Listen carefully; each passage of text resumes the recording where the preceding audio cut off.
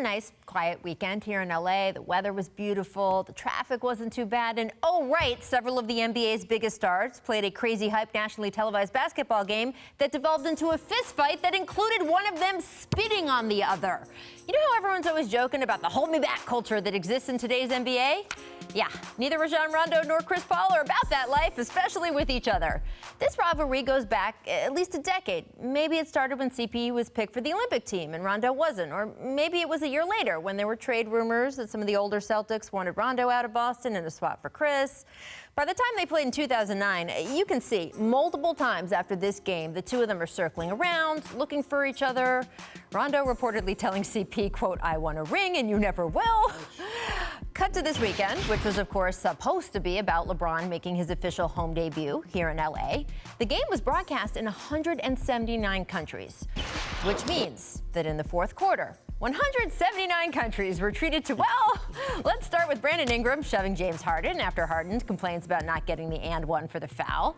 Lance Stevenson, of all people. Lance Stevenson is playing peacemaker here because sure, why not? Meanwhile, you've got Chris and Rondo jawing, and I will get back to those two in a moment. But as you watch the whole fight here, I want to stand Ingram because first, dude, even if you are trying to throw a punch at CP3, getting that close to punching PJ Tucker is a mistake on a level that I don't even really have words for. Tom Ziller from SB Nation said it best when he said, quote, "They need to teach this at the rookie symposium. Before you throw a wild punch in a melee, look around. Is PJ Tucker present? If so, put your hands in your pockets." SB Nation also noting that with this tweet, they're showing Ingram's arm having some sort of superhero Elastic Man stuff going on. Indeed, if you look there, he seems to be punching over 3 separate people, which the way this Lakers season might go is a skill he might need down the road. I don't know. As for our 2 point guards, yeah, kids, it's time to bring out the Zapruder film. I mean the Phantom Cam video. Not since Seinfeld and the Magic Loogie has such intense spit speculation swirled.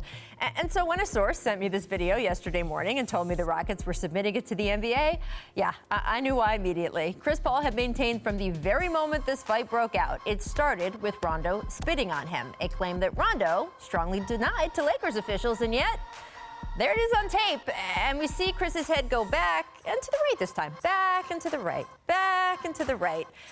Look, did Rondo mean to spit on him? Was he just trying to talk through his mouth guard? Does it matter? CP poked Rondo in the face. Rondo punched him. Chris punched back, and suddenly we have LeBron trying to calm down one of his best friends who just happens to be on the other team and got into a fight with his point guard. Now, I have less than zero issue, by the way, with LeBron and Chris in that moment. LeBron did everyone a favor there. But I do think it's funny that, yeah, LeBron and Chris and Melo, 3/4 of the banana boat, apparently can now add a boxing match to their resume. Yeah, see, that's nice. That was good there. I mean, frankly, I think Dwayne Wade is lucky the NBA didn't mistakenly suspend him just by proxy. As it is, the suspensions of the league did hand out 4 games for Ingram, 3 for Rondo, 2 for CP. Those will be a matter of much debate, although we got to give props to Mike D'Antoni, who last night got a "I'm just glad they didn't suspend Boris Diaw again" joke in. All I can say is this was only opening weekend of the NBA season.